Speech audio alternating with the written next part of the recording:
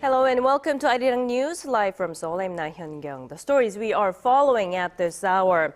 Korea's Constitutional Court disbands a political party for the first time in history. The decision comes a year after the Justice Ministry filed a petition against the leftist United Progressive Party.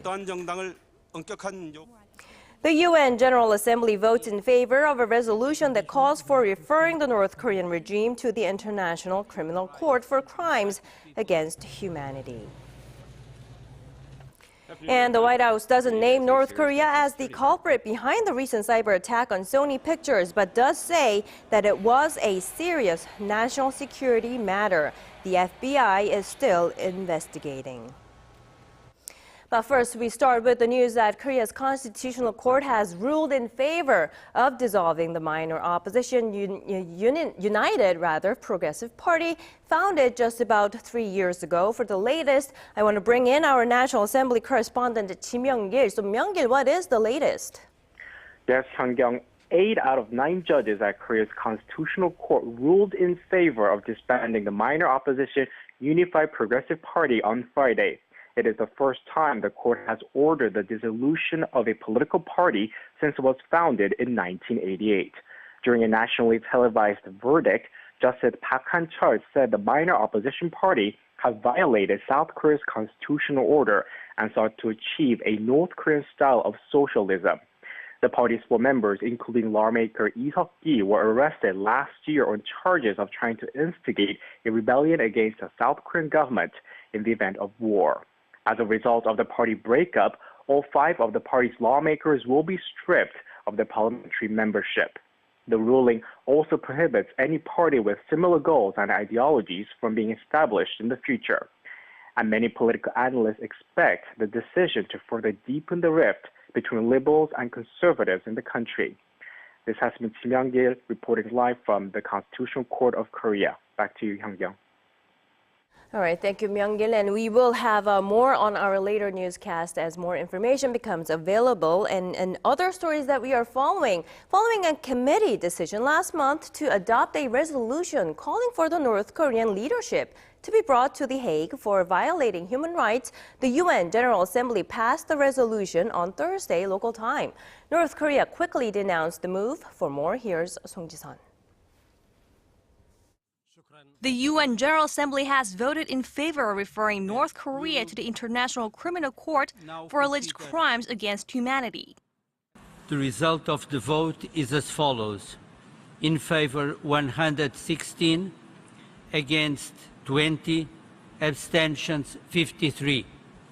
Draft Resolution 1 is adopted. The non-binding resolution drafted by the EU and Japan was previously approved by the Assembly's 3rd Committee, which deals with human rights.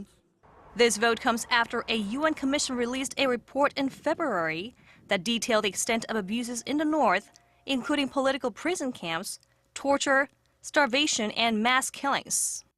The UN Security Council will meet next Monday to discuss the resolution, but is almost certain to face stiff opposition from veto-wielding powers, China and Russia.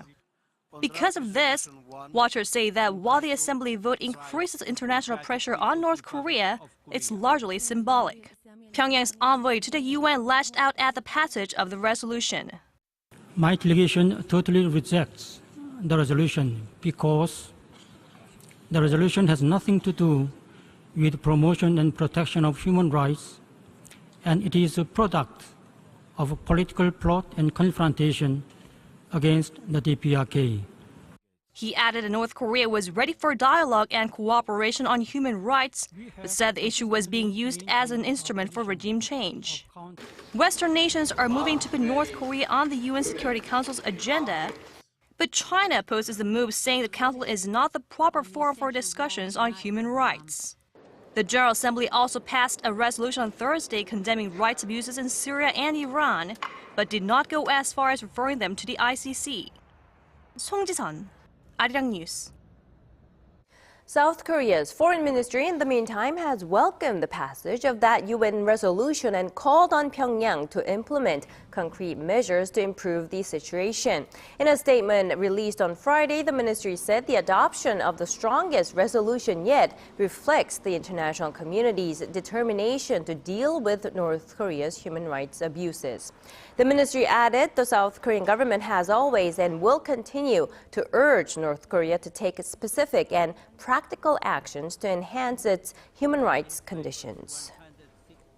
Now, North Korea's diplomatic landscape has changed a lot since current leader Kim Jong-un came into power 3 years ago, but one thing for sure is that Pyongyang still remains very much isolated from the international community. Here's our Unification Ministry correspondent Hwang Sung-hee with this next report. Getting cozy with Russia, sending a high-level delegation to South Korea, negotiating the abductee issue with Japan, and releasing American detainees. North Korea engaged in a series of unusual diplomatic overtures this year as it found itself on the outs with its longtime ally, China. But the efforts proved unsuccessful. Led by the United Nations, North Korea came under strong pressure to improve its human rights issue. Consequently, its efforts to diversify diplomacy hit hurdles and the regime became even more isolated. Pyongyang warned of more nuclear tests to counter the latest UN push on its human rights violations. In their attempts to eliminate the state and social system of the DPRK is compelling us not to refrain any further from conducting nuclear tests. But analysts doubt Pyongyang will be so hasty with a nuclear test, since that would anger its allies China and Russia, although the regime will likely launch a violent protest. Their strategy, their playbook is to respond with force, fight fire with fire. Another nuclear test, another missile launch. Satellite launch, I think, will be coming in 2015. That would further delay the possible resumption of the long-stalled six-party nuclear talks involving the two Koreas, the U.S., China, Japan, and Russia. Nonetheless, experts say North Korea will be more aggressive with multilateral dialogue next year and seek diplomacy at the highest level. In order to end its current diplomatic isolation, North Korea will be more vocal about resuming the six-party talks. In that process, it could seek a visit to China or Russia by Kim Jong-un. Seoul's Unification Ministry echoes that view. It expects Pyongyang to use all means available for a bilateral meeting with Washington. There could also be some progress in negotiations with Japan by July, marking the one-year anniversary of opening such talks. And if these all-out efforts to end its diplomatic isolation fail, the ministry says North Korea could seek an opening by turning to South Korea. Hwang Sung-hee, ARIRANG News. And staying with North Korea, the regime is widely suspected to be behind the recent hacking into Sony Pictures, but the U.S. hasn't made an official announcement yet. The White House on Thursday local time did say, however, that it was keeping a close eye on it as a serious issue. For more, here's Kwon So-ah. A serious national security matter. That's how the White House labeled the cyber attack on Sony Pictures.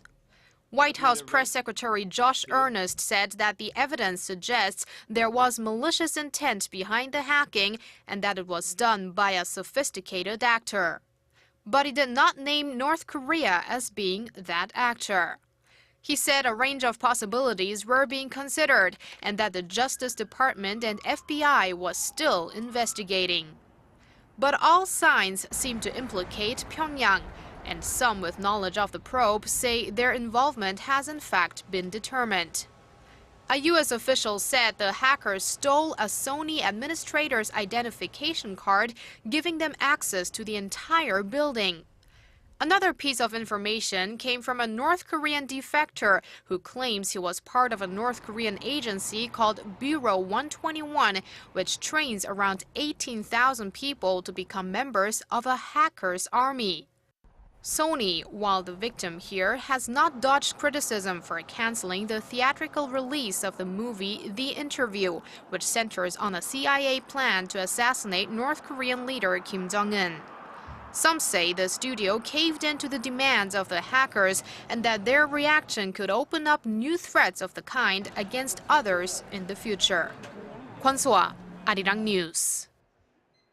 And now we are going to talk about another cyber attack, but this time in South Korea. The nation's nuclear power plant operator says internal documents with confidential information of employees and reactors were leaked online. The Korea Hydro and Nuclear Power Company has now asked the prosecution to open an investigation into this alleged hacking attack. Officials say the stolen data was released on a blog run by a group of hackers called Who Am I? On Monday. The blog is shut down now, but the nuclear operator has launched an internal probe into this as well.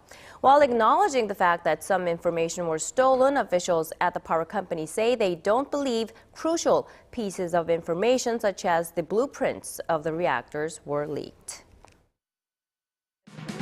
In the year 2012 for Korea was at its record high. All of the day's important events close to home and around the world.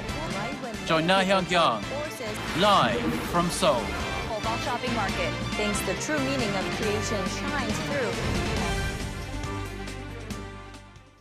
U.S. Congressman Mike Honda is well known in Korea for his efforts to resolve the issue of Japan's wartime sexual slavery of Korean women. Well, he's in Korea for a 5-day visit. Meeting with reporters in Seoul on Thursday, Honda said it was time for Japan to take action on that issue. Kim Min-ji reports. A U.S. lawmaker says Japan needs to recognize its historical responsibility and apologize for its wartime sexual enslavement of women. Speaking to reporters in Seoul, Representative Michael Honda says this is a problem that needs to be resolved with urgency, considering the age of the victims. Only 54 of the Korean victims are still alive, and their average age is 88. The harmony, they're getting older. And I don't want us to use the tactic of outweighing them and, waiting until they all pass away. That would not be acceptable. Honda, who is of Japanese descent, also said it is nonsense to question whether the women were coerced into sexual slavery. Coercion was there, and it was a great part of why girls and women were kidnapped into sexual slavery. Honda, who was at the forefront of the passage of a landmark 2007 resolution condemning Japan's wartime sexual enslavement of women, said recent talks between Seoul and Tokyo on the matter were productive and helpful, even though they have yet to reach a breakthrough on the issue. The lawmaker said that the U.S. will continue to communicate with the Japanese Prime Minister to move the issue forward. Hopefully now we can move this issue forward to create a greater political pressure and peer pressure to the government of Japan. The Japanese-American lawmaker is in Seoul for a 5-day visit, which will take him to a house for former sex slaves, as well as a string of meetings with government officials. Kim Min-ji, ARIRANG News. At an annual year-end news conference, Russian President Vladimir Putin spent time assuring the media that the Russian economy will bounce back at most in 2 years. Let's have a listen first. There are also some questions to both the government and the central bank about the timing and quality of those measures, but as a whole, the actions are absolutely adequate and in the right direction. There is also no doubt, and I would like to underline it, the rebound, the subsequent rise of the ruble, and the exit from the current situation is unavoidable. Now, the conference comes after Moscow experienced capital flight this week on its crumbling currency. The ruble lost about half of its value against the U.S. dollar this year amid falling oil prices and economic sanctions. He also blamed Russia's economic woes on a West that wants to declaw it, while adding that adequate measures were being taken by Moscow. Now, back here in Korea, the nation's finance minister has pledged to push forward with structural reforms next year as it seeks to achieve strong and sustainable growth. And those structural reforms will take place in key areas like labor and education. Hwang Ji-hye has the details. Structural reform. That's what economic policymakers will focus on next year. Finance Minister Choi Kyung-hwan said in an economy-related ministers' meeting on Friday that the government will push through structural changes in the labor, education, financial, and public sectors in 2015 to revive the country's growth potential. The government will raise the efficiency of the public sector and create new dynamics in the financial industry so there can be a virtuous circle between the financial sector and the real economy.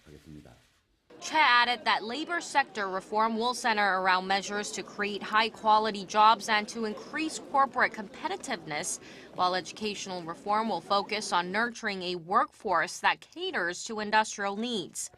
He also emphasized that pushing through structural reforms is a must for the Korean economy, although it's not an easy task. We should overcome our fears toward changes and make a big leap using creative ideas and alternatives.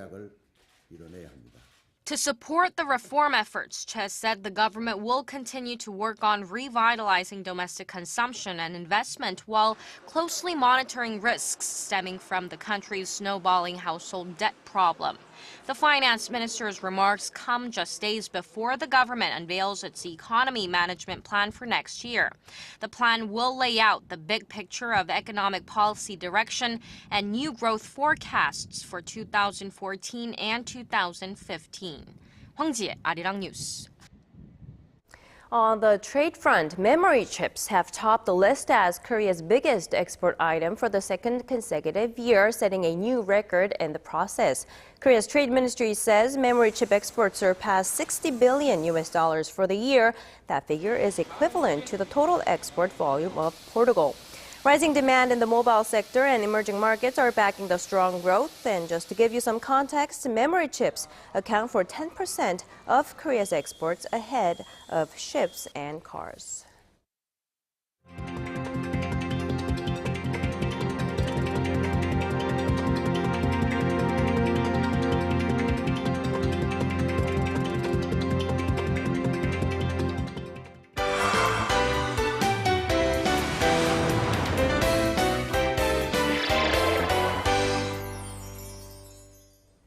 Now, we've been closely following the case of the movie The Interview, which will not be released in theaters now. Today, our film critic Piers Conran joins me today to talk about the industry's perspective. Welcome back, Piers. So let's first start with a brief introduction about the film for those who haven't been following the news. Sure. Well, I think he has to be hiding under a rock at this point not to have heard about this news.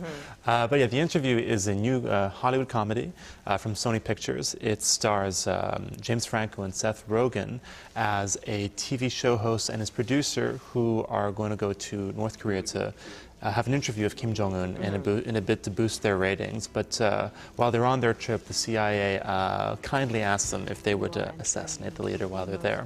So this is written by Seth Rogen and his writing partner Evan Goldberg. They both directed This Is the End from last year, as well as wrote the previous comedies Superbad and Pineapple Express.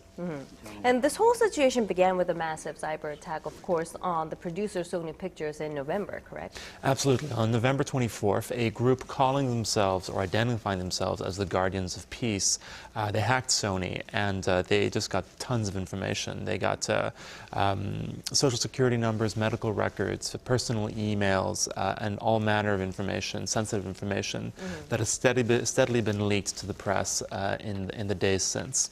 And the entertainment industry was almost in a panic mode because they weren't sure what was going to come out, and the emails that they've sent thinking that they were all private is now no longer private.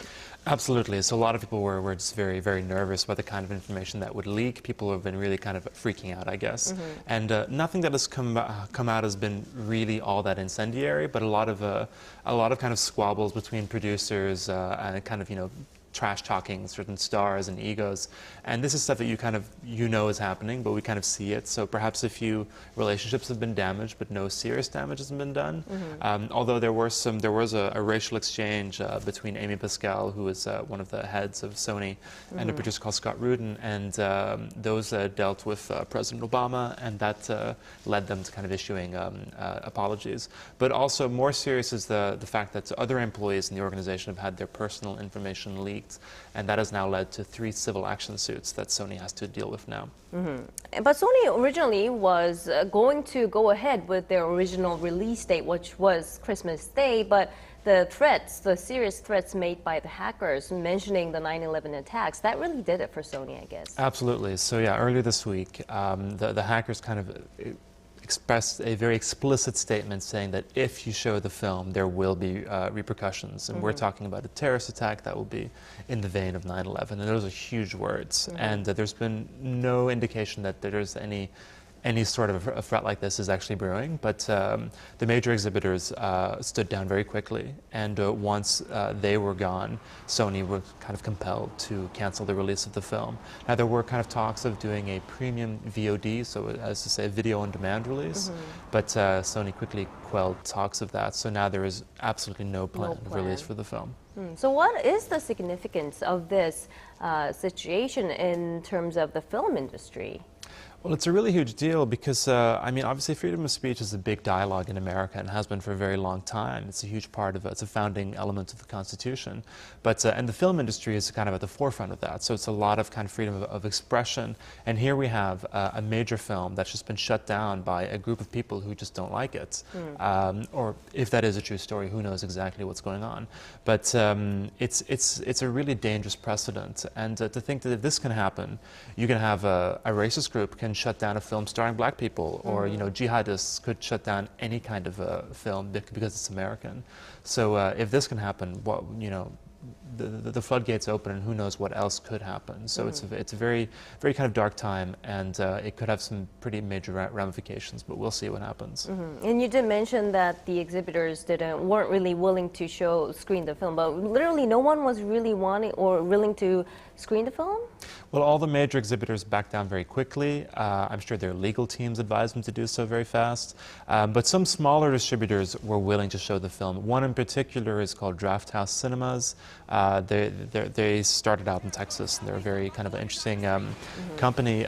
They were going to show the interview, and when that was canceled, they said, well, we'll show Team America World Police instead, which is a film from 2004 by the makers of South Park, which features Kim Jong-il in a very kind of ludicrous way. But even then, Paramount Pictures, who owns the rights to that film, said, sorry, you can't show the film. Again, because they're worried about these attacks. So why do you think Sony is unwilling to screen the film at this point? Well, I mean, there's a few kind of theories bandied about that. Some people say it's kind of the interest of the public. You know, is it going to be too dangerous to show the film? I don't believe that's what they think. But some people say that you're just have literally said that they're cowardly, which I think is a silly thing to say. But and people have kind of said about this freedom of speech thing, and that I can't really speak to. The reason that they're not showing the film, in my opinion, and from what other people have said as well, is really just a legal one, because they've already spent all the money they're going to spend on the film. The film is shot, it's made, the makings. The marketing is pretty much all done. It's a week away from the release. But where they do stand to lose money is if they get sued. If anything happens, you know, if some nutcase does something that is unrelated to the actual hackers, but it can be attributed to that, insurance will not cover anything. This has now been deemed a terrorist act by the President of America. So they're in big trouble if anything happens. So they're scared of losing more money. So it's really just a legal thing, I think. Right. So as of now, and you did mention briefly about the possibility of maybe some fans were actually wanting to see the film perhaps by the VOD release, but that's scrapped as well. So there's no way that we can actually get a glimpse of that movie so far. It's really hard to say. A few people have seen it. It already screened for the press in America, but that was just a few days before the film was actually canceled. So I don't know if we're going to see it. I mean, they've now canceled plans of a worldwide release. Now, of course, prior to America, there were already no plans for a release in South Korea, which is hardly surprising. But to yesterday, they did actually release a new promo for the film, which is kind of strange and indicates Sony that released a promo. They did. It's a little kind of a teaser online, and it's interesting why they did that. Maybe it's kind of, you know, kind of a holding hope alive. So we'll see if things calm down after a while, what the reaction from the government is. But I think at some point we'll get a chance to see the film. But it's hard to know how and when that'll happen, when that'll be. Just not now is the answer. No, not now. All right. Thank you very much, Pierce, for your insights today. My pleasure.